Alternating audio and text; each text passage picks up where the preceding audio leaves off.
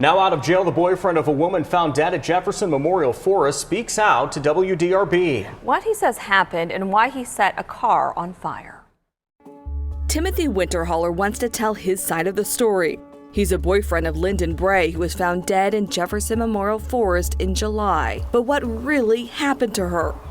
Winterholler was arrested a few days after her death, charged with arson. Police say he admitted to setting a fire inside Bray's car. But his case was dismissed and he was released from jail once a grand jury found there was not enough evidence to indict him. He did not want to talk on camera, but through messages, Winterholler tells WDRB he had to leave town because of death threats.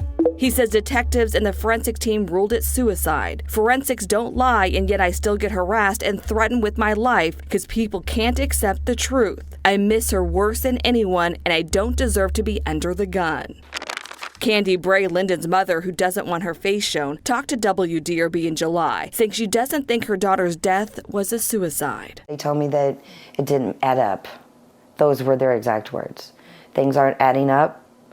Things are a little weird. She was not found in the typical way that you would assume somebody that hung themselves were found.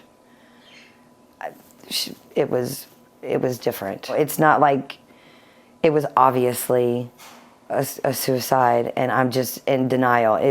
That is not the case at all. LMPD says its investigation into Lyndon's death is still open and it is waiting on test results.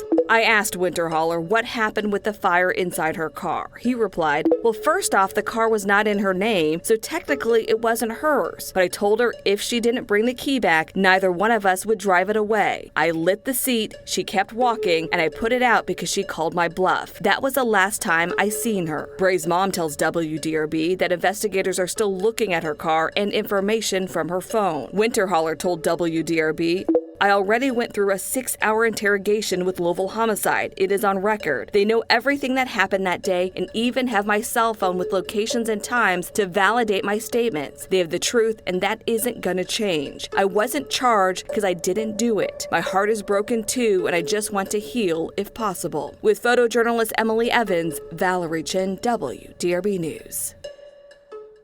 Police say there's no time frame on when tests will be back for Lyndon's death.